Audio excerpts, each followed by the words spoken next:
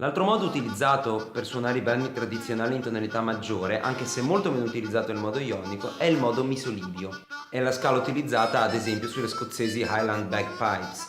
Per ottenere la scala nel modo misolidio si utilizzano le stesse note della scala maggiore, ma partendo dalla nota che sta sul quinto grado della scala maggiore, quindi ad esempio il Sol per una scala maggiore di Do, il La per una scala maggiore di Re e così via. Questo significa che per suonare in modo misolidio, senza utilizzare bending o usare il registro dell'armonica cromatica, non utilizzo un'armonica nella stessa tonalità della scala, ma ad esempio un'armonica in Do per ottenere un Sol misolidio, un'armonica di Re per ottenere un La misolidio e così via.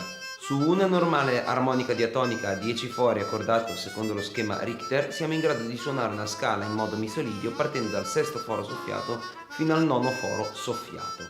Il suono del modo misolidio di Sol, eseguito quindi con un'armonica in Do, è questo.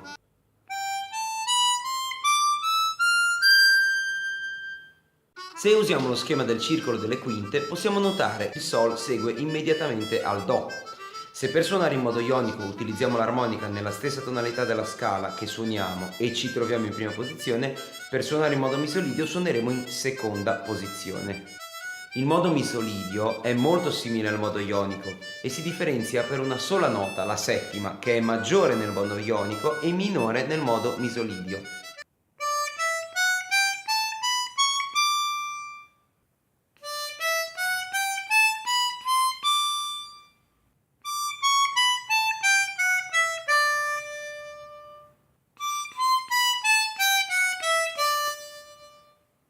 Posso ottenere il primo accordo di questa scala aspirando nei fori 2, 3 e 4.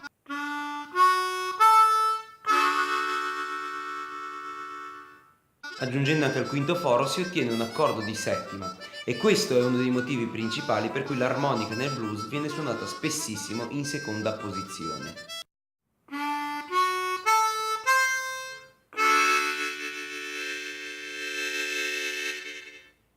Quando si suona nel modo misolidio generalmente prevalgono nel brano le note aspirate.